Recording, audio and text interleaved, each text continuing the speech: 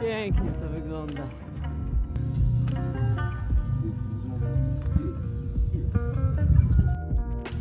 Witajcie w finałowym vlogu z serii japońskiej.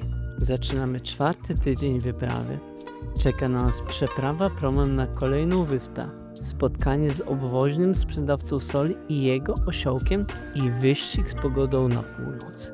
Przybijemy się przez góry południowego Hokkaido, by otworzyć sobie drogę do celu wyprawy. Także wskakujcie na bagażnik i jedziemy. Witam Was. Poranek powitał nas pięknym słońcem nad morzem. Dzisiaj trasa jest długa, 150 km nad jezioro Towada. Zobaczymy, czy w ogóle uda się dojechać. Jeśli nie, to dojadę tylko do Kazuno, które tak wychodzi mniej więcej na 120 km. Jest wcześnie, bo jest przed 7, więc czasu na jechanie dużo. No i co? Ruszamy!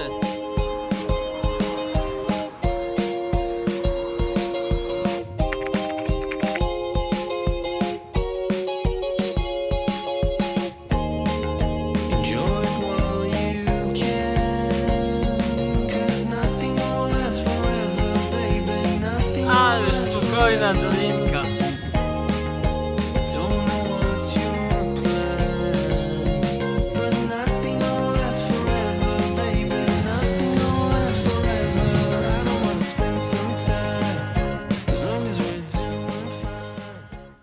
105 km zrobione, pora na obiad.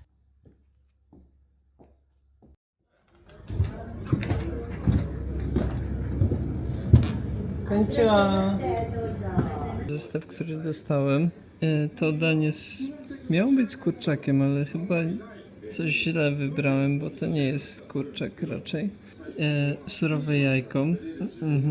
I to coś, co w hotelu próbowaliśmy i nam bardzo nie smakowało. No cóż, biorę się za jedzenie. Powiem wam, że boję się tego próbować, ale no zobaczymy. W hotelu widziałem, że pan dodał do tego jajko, wymieszał i wtedy to jadł.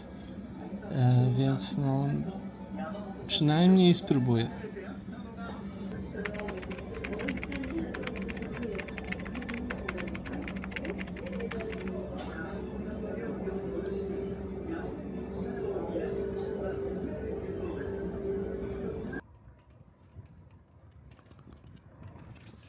Dobrze, posilony tym, no trzeba przyznać, nie najlepszym zestawem, nie trafiłem z wyborem.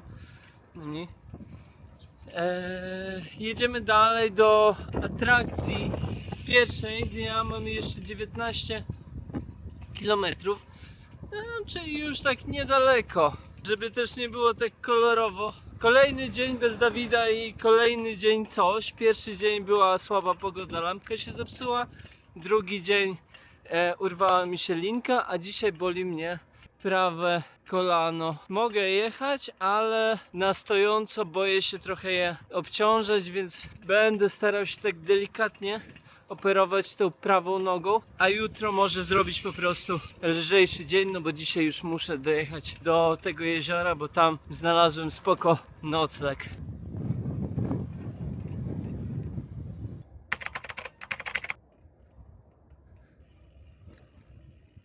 Dotarliśmy w końcu do pierwszej atrakcji dzisiejszego dnia, długo na nią czekaliśmy.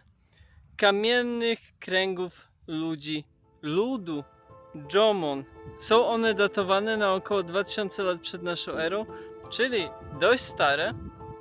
No i te kręgi oczywiście odgrywały bardzo ważną rolę w obrzędach religijnych owego ludu. Kamienne kręgi Jomon przedstawiają układy zgodne z kierunkami przesileń. Lud opierał swoje pojmowanie świata o obserwację ruchu słońca i zmian pór roku. Jomon posługiwali się praktyczną matematyką, liczeniem, miarami czy proporcjami, a ich kalendarz był raczej intuicyjny i związany z naturą, oparty na cyklach światła, temperatury i migracji zwierząt.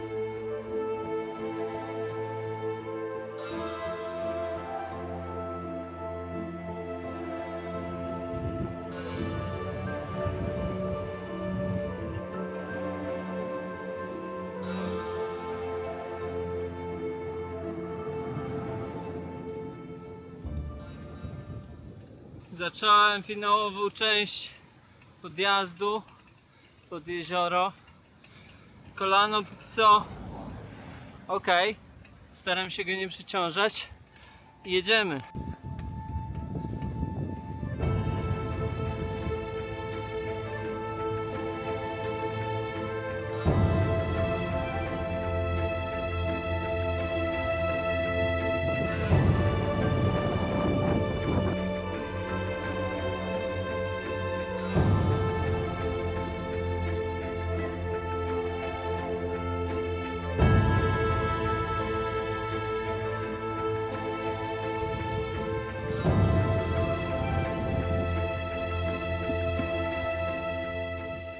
Jest godzina 6, a tutaj jakby wymarłe miasteczko po prostu. Nie wiem, nikogutko nie widać. Gdzie ci wszyscy ludzie? Wszystko pozamykane, jedynie supermarket jest na szczęście otwarty. Teoretycznie jest to backpackers hostel, ale myślę, że przymknął oko na to małe niedociągnięcie i także tej nocy to będzie backpackers hostel. 3000 jenów, czyli 20 euro mniej więcej. 150 km dzisiaj wyszło.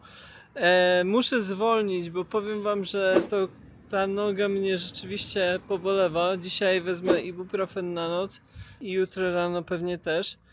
I będę starał się przynajmniej jutro trochę zwolnić i odpocząć, bo te ostatnie dni były naprawdę bardzo mocne. No dzisiaj to chyba tyle. No i widzimy się jutro.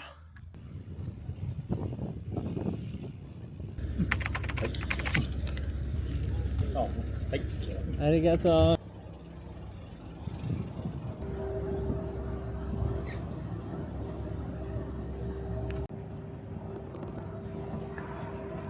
Witam was z dnia 22 i dzisiaj będzie iście morski dzień, bo zaczynamy go od promu po jeziorze, promu w zasadzie takiego cruise'u po jeziorze Tawada, a potem po południu mam nadzieję, że uda się już dzisiaj przeprawić na Hokkaido, bo pogoda tutaj na Honshu ma się popsuć.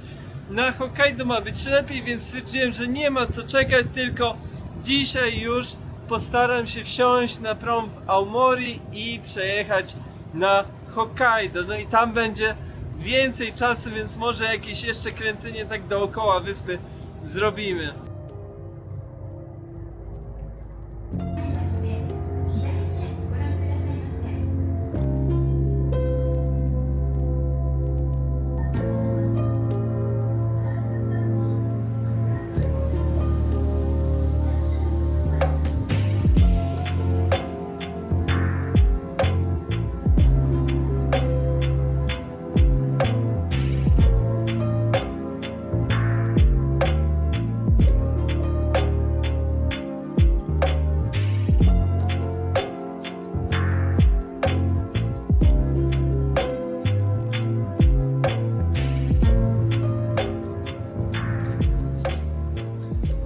Cruise dobiega końca.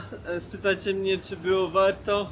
Gdybym nie jechał w tym kierunku, to kompletnie by nie było warto, no bo pogoda jest jaka jest i dopiero tutaj na końcówce zrobiło się tak jaśniej, że widać powiedzmy sporo, ale trochę kilometrów dzięki temu cruise'owi nadgonione, więc też nie ma tego złego. Wygląda jakby powoli się miało nad jeziorem przejaśniać. Ja mimo wszystko jeszcze ubrałem się na deszczowo. Nawet sobie zupgrade'owałem buty do wersji deszczowej. Na pewno jeszcze będzie chlapało z asfaltu, więc to się przyda. Dobrze przygotowany ruszyłem dalej w kierunku Aomori, podążając biegiem rzeki Oirase. No fantastycznie jest poprowadzona ta droga wzdłuż rzeki, rzeka rwąca, wije się, no coś pięknego. Wzdłuż rzeki też jest szlak hikingowy, więc można tutaj sobie spacerować, jest dość płasko, naprawdę bardzo fajna sprawa. Jak widzicie, jest to popularny spot także wśród uczniów, którzy tutaj sobie malują wodospady.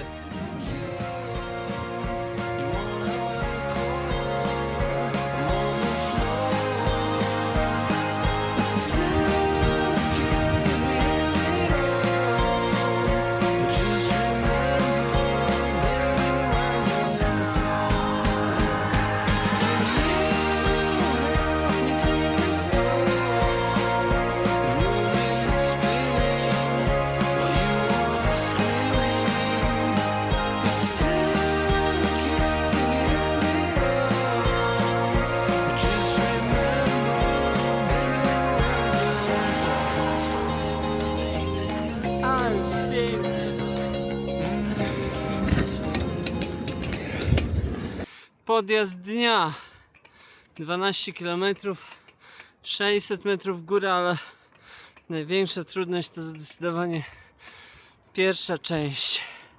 Na czarno są nawet fragmenty. O mój Boże, ale ta pierwsza część była ciężka, były 20% momenty. Jeszcze wiatr zawiewa w twarz. Ciężko. Trzeba jechać dalej. Komut pokierował mnie na ścieżkę rowerową, która wygląda jakby była zapomniana. Na pewno przez Japończyków.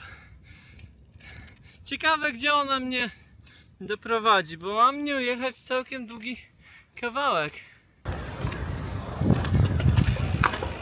Tak właśnie wygląda piękna, leśna ścieżka rowerowa w Japonii. Powiem wam, że trochę mnie dziwi, że te ścieżki rowerowe, pięknie poprowadzone, są tak zaniedbane. To wygląda, jakby nikt od lat nie wyczyścił tej ścieżki, bo naprawdę tu jest wszystko na niej. O, a teraz są nawet schody. Fajnie. Słabo są w stanie budować tyle tuneli i mieć naprawdę super infrastrukturę, ale ścieżki rowerowe no to nie.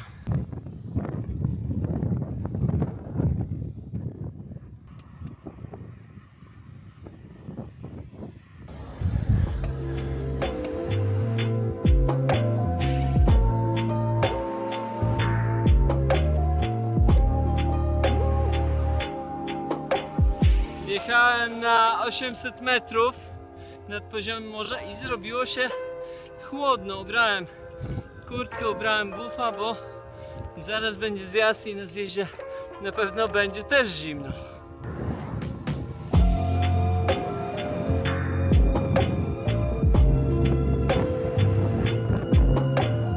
No powiem wam, że trasę to dzisiaj wybrałem po zbóju. Jestem na takim płaskowyżu. Widoki może ładne, góry w śniegu, ze wszystkich stron góry, ale jak tutaj wieje i to oczywiście w twarz. Zobaczcie, jak to nam się klimat zmienił. Na Kyushu wjeżdżaliśmy na chyba około 1000, no więcej niż 1000 metrów nad poziomem morza i nie było grama śniegu. Na centralnym Honshu w Alpach japońskich musieliśmy wjechać na jakieś 1700, żeby zobaczyć ten śnieg na szczytach. A tutaj jesteśmy teraz na 650 i śniegu jest nadal co niemiara. Przesuwamy się na północ, więc w sumie nie ma co się dziwić.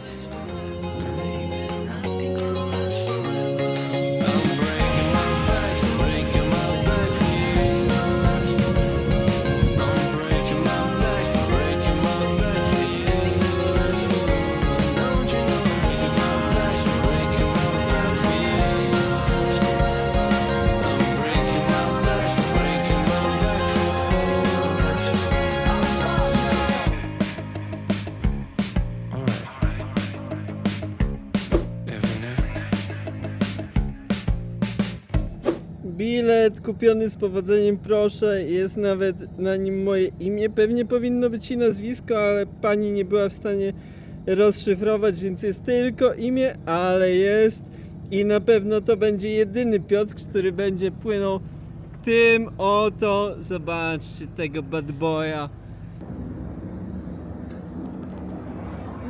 Ronin już odstawiony, panowie zabezpieczają go, a ja pierwszy wchodzę na pokład. Obsługa premium. O, jest mikrofala, już wiem, gdzie sobie odgrzeję swój zestawik. Ale tu jest gorąco. Proszę, jest miejsce dla prawdziwych Japończyków.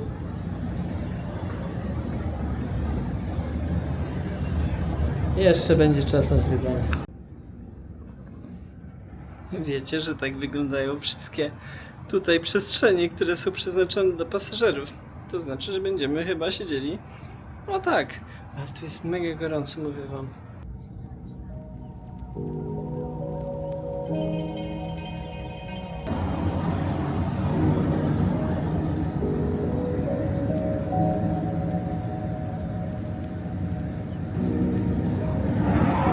Opuszczamy Honshu! Kolejny kamień milowy, można powiedzieć, zrealizowany i teraz już droga do celu powinna być dość prosta.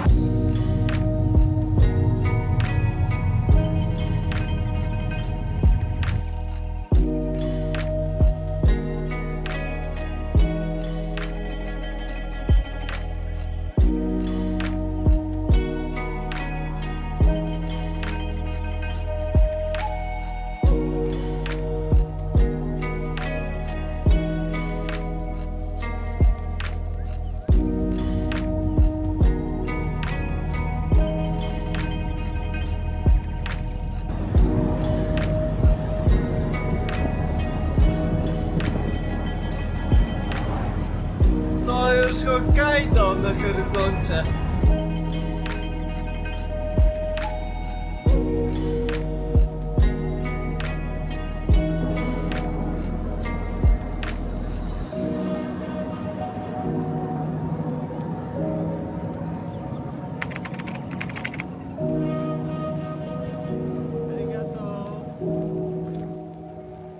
I jestem na Hokkaido.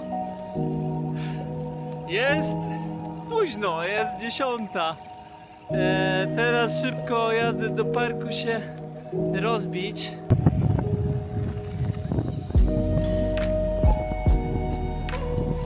This way? Hello. Thank you. Widzieliście? Jest godzina 22. A na drodze stoi chłop i kieruje ruchem. Po prostu coś niesamowitego. Ciekawe, czy on przez całą noc tak będzie stał.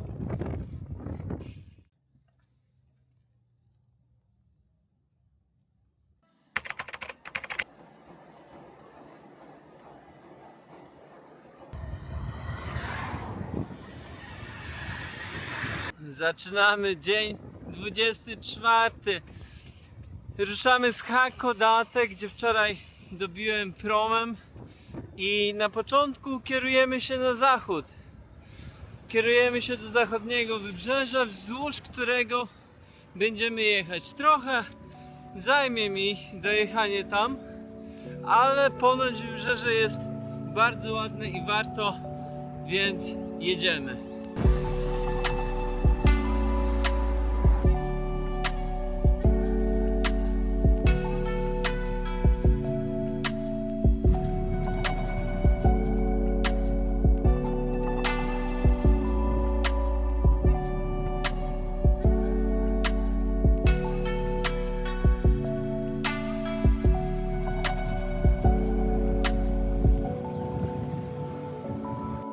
Zobaczcie, jaką ciekawą rzecz mamy tutaj. Są takie strzałki, które, jak mi się wydaje, wyznaczają krawędź jezdni. Bo oczywiście w zimie tutaj musi padać duży śniegu, więc takie strzałki pewnie też i dla pługów. To jest wskazówka, gdzie jest krawędź drogi, jak odśnieżać.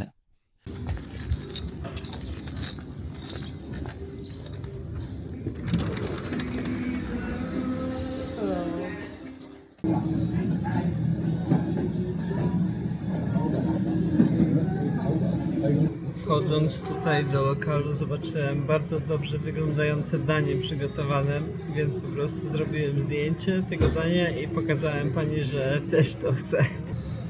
No i zobaczcie, wygląda to naprawdę bardzo dobrze. Pierwsze rondo, jakie widzę w Japonii. Aż muszę sobie objechać całe dookoła. Dobrze, zjedzone, więc jedziemy dalej. Jeszcze jakieś 60 km do dzisiejszego celu, którym jest miejscowość po prostu z jakimś darmowym niby kempingiem. Zobaczymy, jak to będzie wyglądało, ale powinno być całkiem ok. Dalej jest chłodno. Niestety, ale przynajmniej nie ma deszczu, więc to jest duży plus.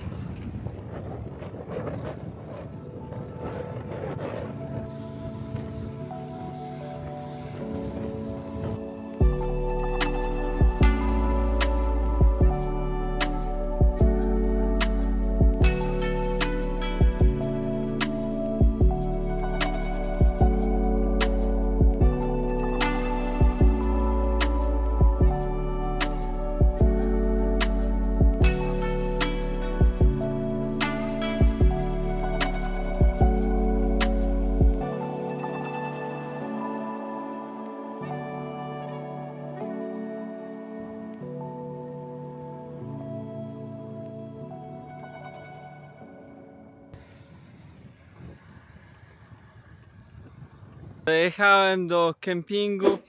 120 km na dziś wystarczy i zobaczcie, jak tu jest przepięknie. Można oficjalnie powiedzieć chyba, że dogoniłem sakurę. Kwitną, nie wiem czy to wiśnie kwitną. Zaraz będę się rozbijał, jeszcze muszę pojechać do sklepu. Sklep jest 2 km stąd, więc rzucę bagaże. 1100 jenów zapłaciłem. Nie jest najgorzej. Jest chłodno, także teraz myślę, że będę więcej z tych kempingów i tego typu rzeczy korzystał. Wybiła 18. Jest muzyczka.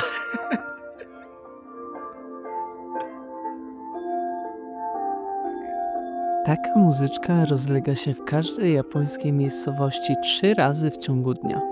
Jest to codzienny test sprawności systemu bezpieczeństwa, ale też wyznaczająca rytm dnia, szczególnie dzieci, rutyna.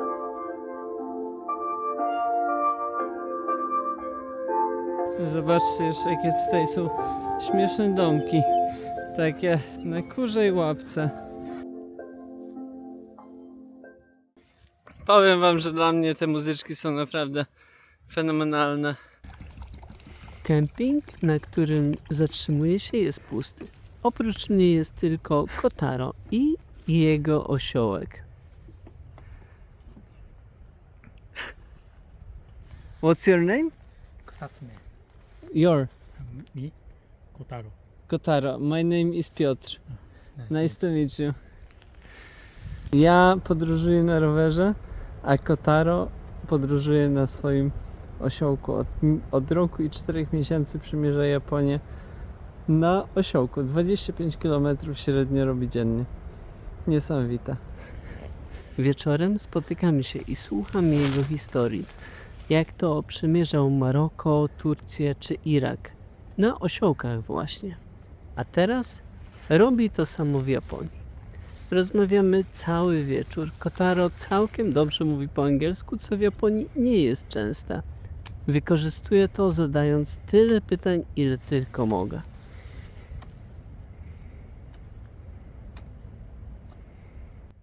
He likes traveling. Yes. he likes eating grass. Everywhere. Could you remind me the name of the donkey? Ksatsume. Ksatsume. Fascynuje go tradycyjna produkcja soli z wody morskiej i łączy te dwie pasje, podróżując na swoim kompanie Ksatsume, jednocześnie sprzedając sól. Kotaro swoje podróże opisuje. Wydał już nawet książkę o podróżach na osiołku, niestety dostępną tylko po japońsku.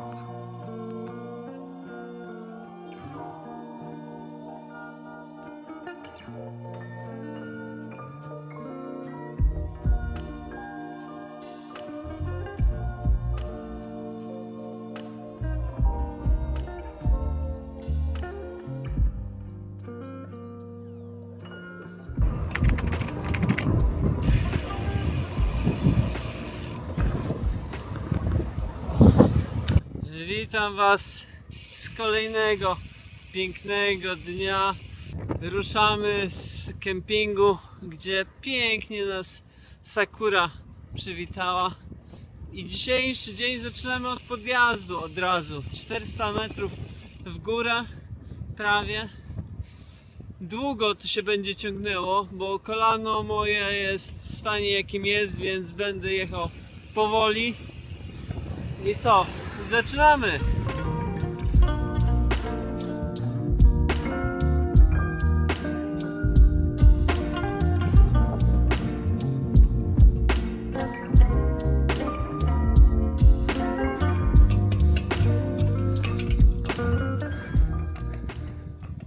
Podjazd pokonany.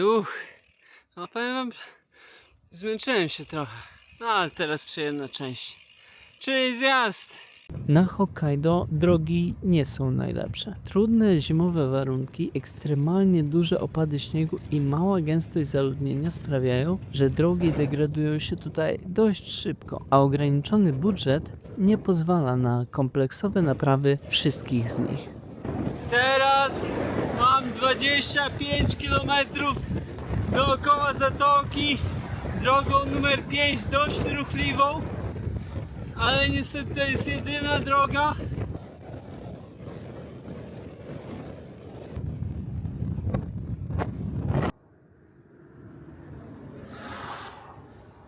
Jestem na podjeździe i zobaczcie, jaka tu jest arcyciekawa rzecz. Są takie skrzynki. O. I w tych skrzynkach zobaczcie, jest żwir. I wydaje mi się, że ten żwir to jest po to, że jak jest oblodzenie, to można ten żwir stąd wyciągnąć i posypać. Tak mi się wydaje. Ale jeśli się mylę, no to jeśli ktoś wie dokładnie, proszę mnie sprostować. No ja podjeżdżam dalej. Mój pierwotny plan zakładał przejechanie na północne wybrzeże. Jednak coraz silniejszy północny wiatr trochę mnie do tego zniechęcił i postanowiłem odbić na Niseko, by dalej trochę okrężną drogą skierować się do Sapporo. Jest tablica Niseko 36. No naprawdę jestem mega zadowolony, że jednak zdecydowałem się na tą trasę. No bo widzicie, te góry są przepiękne. Wieje od nich arktyczne takie powietrze, czuć po prostu zimne powietrze wiejące od gór. Ale jest naprawdę bardzo ładnie, no i te pola ryżowe, sami zresztą zobaczcie.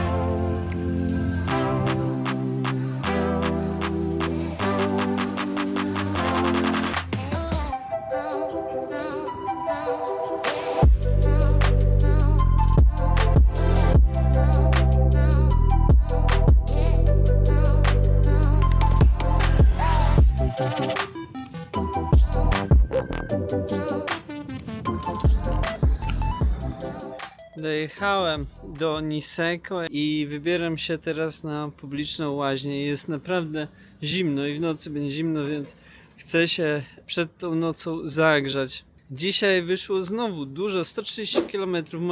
Moje kolano jakoś to jeszcze wytrzymuje i jutro będzie ostatni taki ciężki dzień, bo do Sapporo jeszcze mamy przeprawę przez jedną górę, a potem już będzie płasko, aż do samego końca, czyli do Wakanai. Słońce chyli się ku zachodowi, ja idę na łaźnię, a potem będę już się rozbijał dzisiaj na dziko w parku. No a na dzisiaj to by było na tyle. Jutro wracamy do akcji.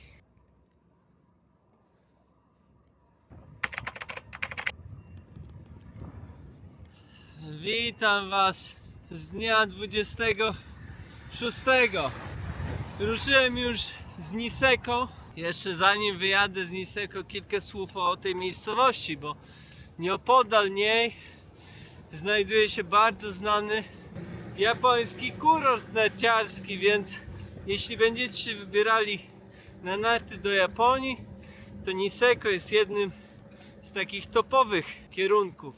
I dzisiaj dość krótki dzień, niecałe 100 km do Sapporo jedziemy. Pierwsza część dnia jest pod górę.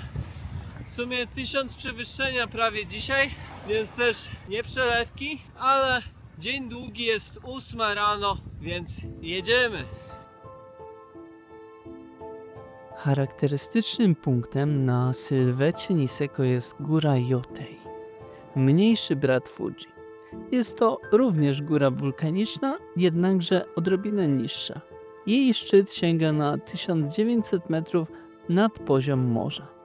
Yotei była świętym miejscem rdzennego ludu Hokkaido, Ainów. Wierzyli oni, że w jej wnętrzu mieszka potężny duch Kamui, strażnik gór i pogody.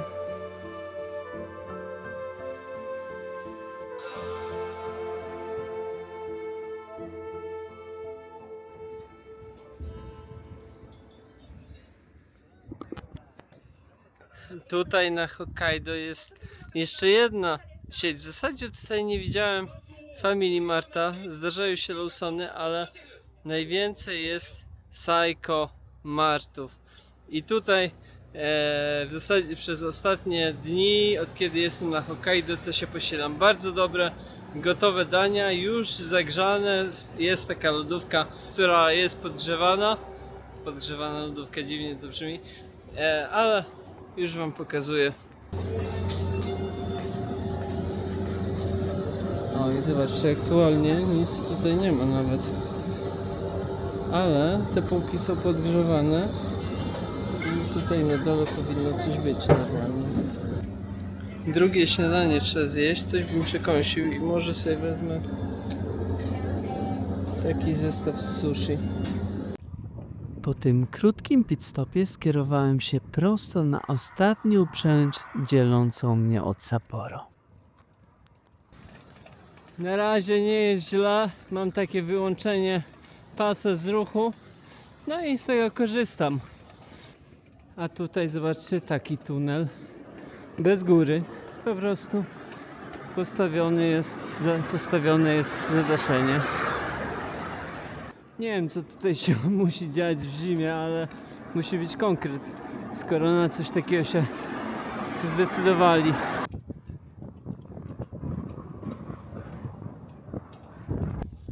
I podjazd ukończony.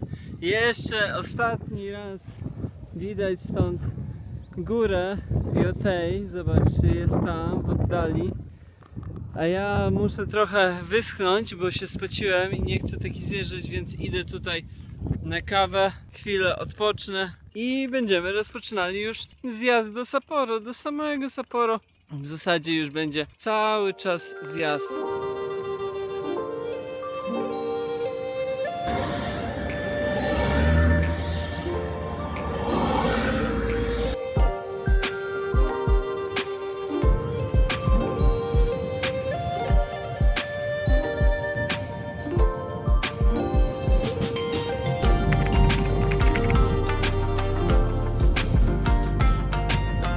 Śmieszne to Sapporo, taki japoński Mińsk bym powiedział, duże przestrzenie, duże bloki, ale dzisiaj huragan jest niesamowity w Sapporo, ledwo jadę, jak czasami dmuchnie, to naprawdę rower staje dęba, a już niedaleko do celu.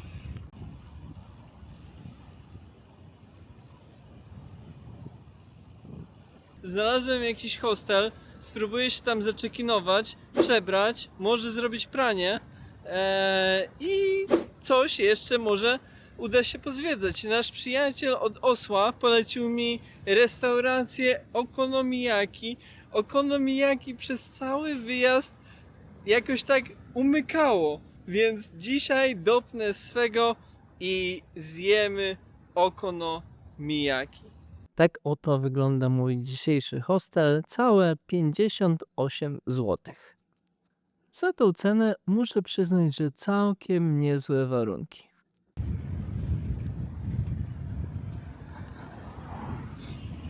Będąc w Sapporo, wiele rzeczy można zrobić, wiele rzeczy można też nie zrobić, ale jedną po prostu trzeba.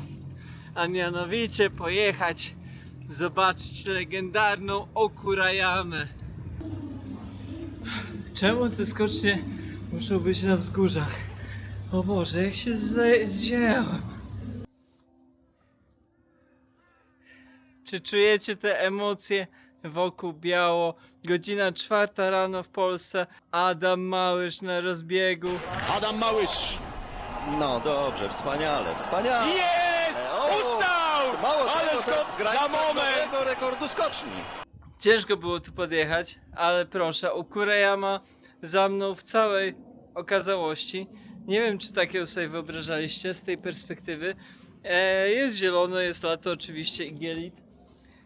Też można skakać, nie te emocje oczywiście. Tutaj jest jeszcze Muzeum Igrzysk Olimpijskich, na których Wojciech Fortuna zdobył złoty medal. I generalnie dużo jest tutaj kółek olimpijskich. Mi się to podoba, ja lubię kółka olimpijskie. Jeśli oglądaliście film z Paryża, no to wiecie, że kółka olimpijskie zawsze na propsie. Jak oglądaliście kiedykolwiek skoki z Sapporo, no to na pewno pamiętacie, że z rozbiegu roztacza się piękny widok na miasto. No i rzeczywiście to nie jest wygenerowane. Ten widok rzeczywiście tutaj jest. Piękna panorama Sapporo.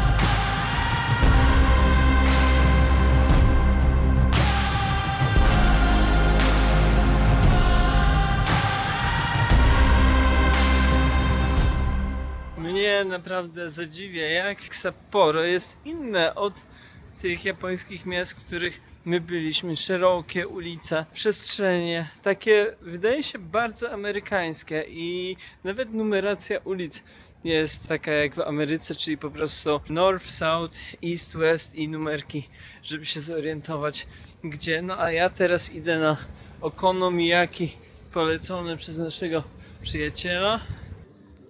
Lokal, który polecił mi Kotaro, to kameralne miejsce, serwujące według niego najlepsze okonomiyaki na Hokkaido.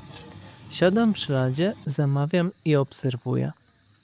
Okonomiyaki to japoński, wytrawny placek z kapusty, jajka i ciasta, smażony na gorącej płycie teppan i podawany z sosem, majonezem i płatkami bonito. Ja spróbowałem go w wersji warstwowej, z dużą porcją kapusty, jajkiem, makaronem yakisoba i wieprzowiną. I mimo, że zamówiłem średni rozmiar, to i tak ledwo sobie dałem z nim radę. O mój Boże, jestem tak najedzony, że po prostu ledwo stamtąd wyszedłem. Już musiałem wyjść, ale zjadłem wszystko. I teraz wracam do hostelu. Jeszcze muszę zrobić pranie. Powiem wam, jaki mam sprytny plan, bo generalnie pogoda jeszcze jutro ma być dobra i ma być sprzyjający wiatr, ma być południowy wiatr, więc wszystko powiedzmy gra, oprócz temperatury, ale w niedzielę, bo jutro jest sobota, w niedzielę pogoda ma się popsuć.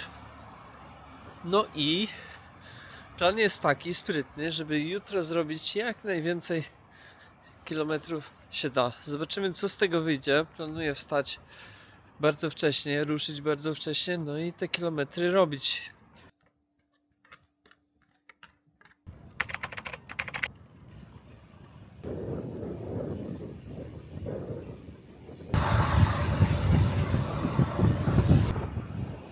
Powiem wam, że nie czuję się dzisiaj najlepiej.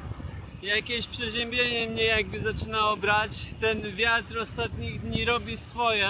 Zatrzymałem się w Lawsonie, kupiłem sobie jakieś magiczne tabletki, wziąłem do tego ibuprofen i zobaczymy, jak będzie apteka, jeszcze spróbuję kupić aspirynę.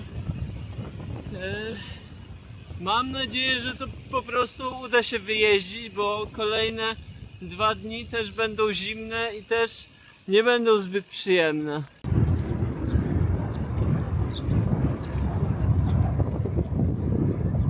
A ostateczny dowód, że Hokkaido to jest inna, zupełnie inna Japonia.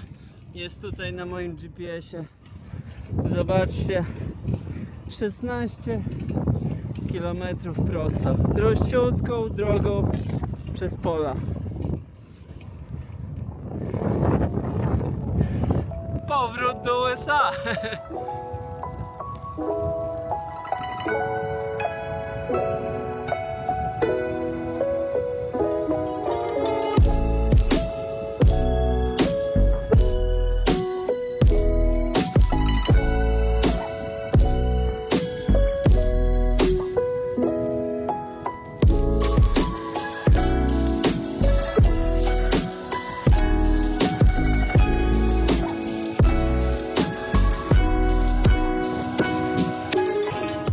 Przed Państwem po prostu prime japońskiej myśli ścieżki rowerowej. To jest zjazd na ścieżkę rowerową. Tam w dole jest ścieżka rowerowa. To jest zjazd na ścieżkę rowerową. Ciekawe, czy wyjazd będzie taki sam. Jak widzicie, sama ścieżka już bardzo spoko. Widać, że chyba nawet jest używana. No ale zjazd, no to naprawdę...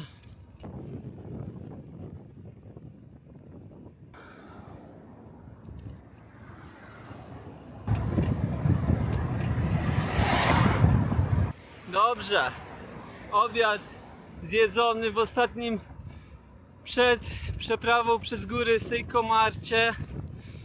Podładowałem trochę telefon i kamerę. I tak, teraz do Rumoi mam 31 km, jest godzina 14, a do Haburo, które jest powiedzmy drugą opcją, mam 82. To by znaczyło, że albo zrobię 150, albo 200. I tylko są te dwie opcje. Nie ma za bardzo nic pomiędzy.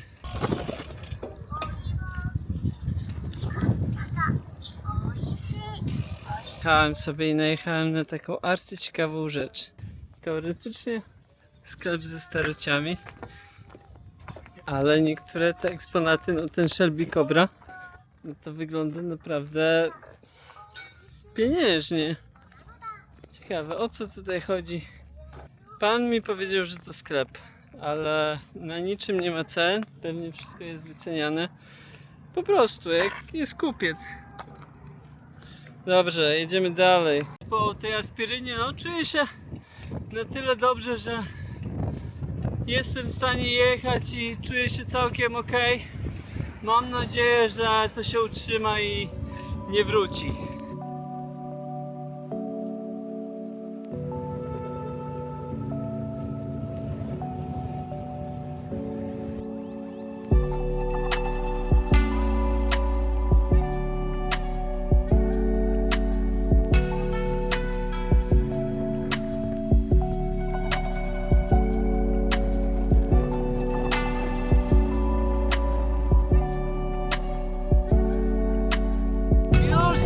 Bakanaj na kierunkowskazach!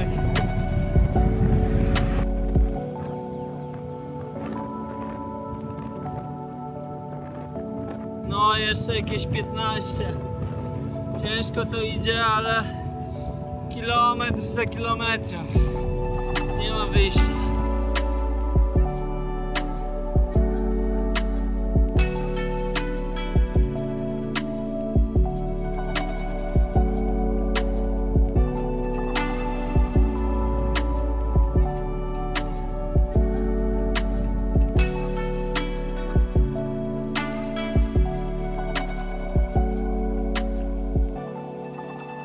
Jak widzicie, dotarłem w samą porę. Słońce już jest bardzo nisko. To jest hostel, w którym będę spał, a wyszło dzisiaj 206 km. Ten ostatni odcinek był naprawdę bardzo ciężki. Był taki moment, że ten wiatr naprawdę mocno wiał i żeby utrzymać nawet 20 na godzinę, no to musiałem się sporo natrudzić. No ale dojechałem. w niezłej kondycji, a jutro ma padać, więc nie wiem jak to jutro będzie, bo ma padać cały dzień. Nawet jeśli się uda przesunąć do kolejnego miasta, nie wiem, oddalonego 30-40 km, to będzie dobrze, no bo dzisiaj zrobiliśmy zdecydowany, mocny i duży krok naprzód i do Wackanai zostaje jakieś 130 km tylko, więc naprawdę blisko.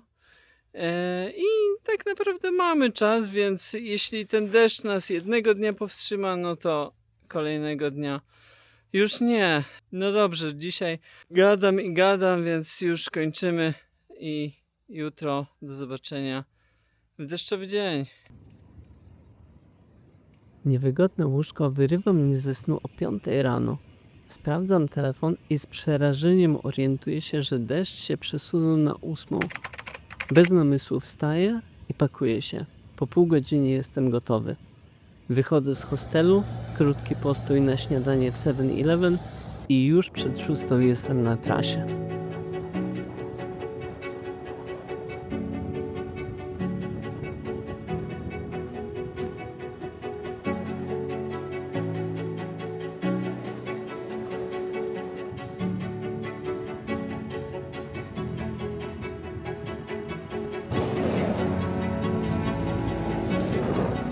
Od kiedy wczoraj wjechałem na wybrzeże tutaj już prosto wiodące do Wackanai, w ogóle nie mam wrażenia, że jestem w Japonii. Taki północny vibe, surowe wszystko, roślinność niska, domy bardzo takie spartańskie bym powiedział. No i warunki też spartańskie. Zupełnie niespodziewanie poprawia mi się prognoza pogody. Teraz prognoza mówi, że mogą być jakieś lekkie przelotne opady koło 9, koło 11, ale generalnie do południa pogoda powinna być całkiem znośna. Zatrzymałem się koło Seiko Martu, wziąłem sobie ciepłą herbatę, wziąłem sobie Snickersa i coś do przegryzienia. Zjem to na szybko i jedziemy dalej. Zobaczymy, ile się uda dzisiaj wykręcić, aczkolwiek wydaje się, że pogoda działa na naszą korzyść.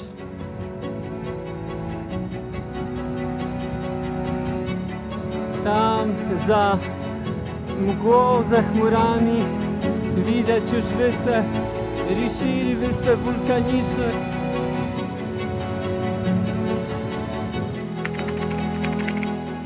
...75 km zostaje mi do Wackanai i to jest ostatni sklep przed Wackanai. Nie mam już skomplikowanej drogi do Wackanai, zobaczcie, 60 km prosto.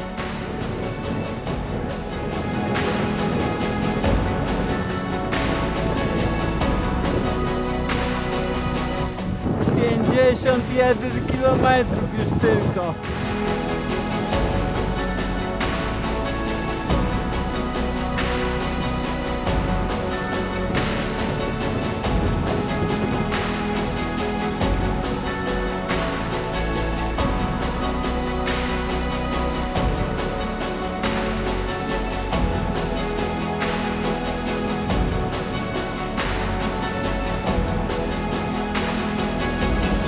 Czy wy też tak macie, ale ja jak gdzieś dojeżdżam rowerem, to te dystanse, które mi zostają, zawsze jakoś tak w głowie mimochodem odnoszę do swoich takich dystansów z dzieciństwa.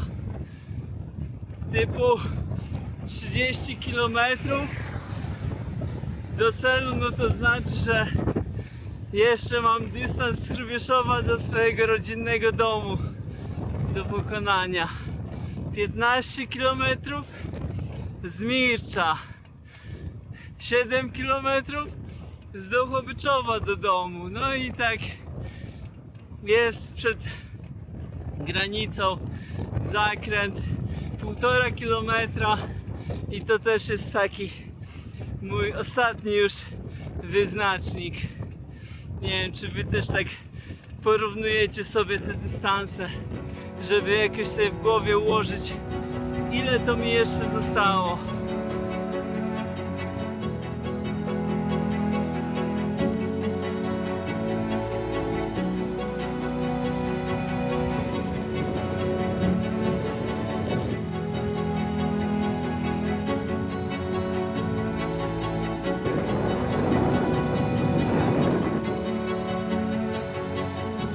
16 km niż ty.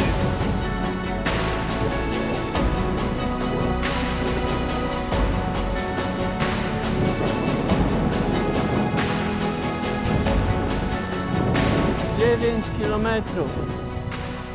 O, tutaj na tych ostatnich 9 kilometrach już wiodących mnie na przylądek naprawdę czuję, że wyprawa się zbliża ku końcowi. Wcześniej to było takie trochę gonienie, żeby zdążyć przed deszczem, żeby dojechać tam, gdzie trzeba, a teraz już po prostu wiem, że to koniec.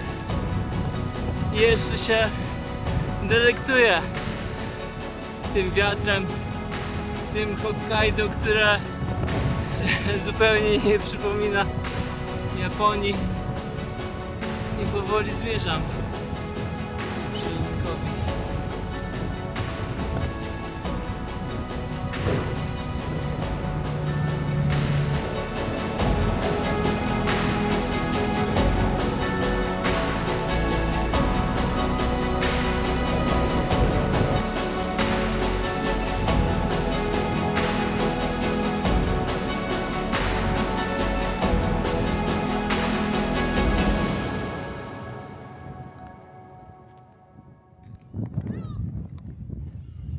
Cape Noshapu.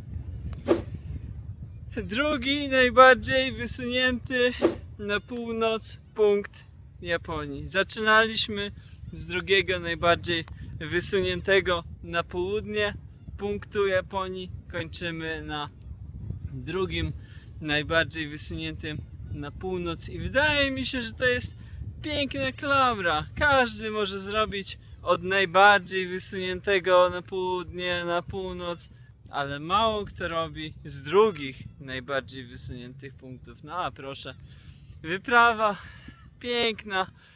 Ja jestem naprawdę mega zadowolony, bo wszystko zadziałało tak jak trzeba. Rower spisał się bardzo dobrze, zdrowie dopisało. 3350 km. Kagoshima, Wakkanai. Naprawdę dużo tej Japonii zwiedziliśmy, dużo też Japonii nie zwiedziliśmy, no bo to jest tylko jakaś trasa, jakiś urywek. Podróżowaliśmy dość szybko, 28 dni. Nie jest to zbyt wiele, 28 dni bez żadnego dnia przerwy. Ja naprawdę jestem pełen podziwu dla swojego organizmu. Abstrakcyjnym jest to, że jakieś 50 km w tą stronę jest już Rosja. Naprawdę, pozdrawiam ludzi z północy Polski, którzy mają mniej niż około 50 km do granicy z obwodem kaliningradzkim. Ja w tym momencie jestem tak samo blisko Rosji jak wy. Powoli będziemy kończyć wyprawę i powoli będziemy kończyli tego vloga. Pięknie on się domyka, bo jest dzisiaj niedziela, więc standardowo w niedzielę byśmy kończyli vloga, a tak kończymy całą wyprawę. Chciałbym jeszcze podziękować, przede wszystkim podziękować chciałbym Dawidowi za to, że towarzyszył mi przez te 3 tygodnie pierwsze, ale także chciałbym podziękować rodzinie, przyjaciołom i wszystkim, którzy na Instagramie śledzili, zadawali pytania, wspierali, bo to naprawdę też pomaga. Także dziękuję wam za te 4 tygodnie pięknej japońskiej przygody. Wyprawę właściwą kończymy tutaj. Przylądek Noshapu. Do zobaczenia. Trzymajcie się.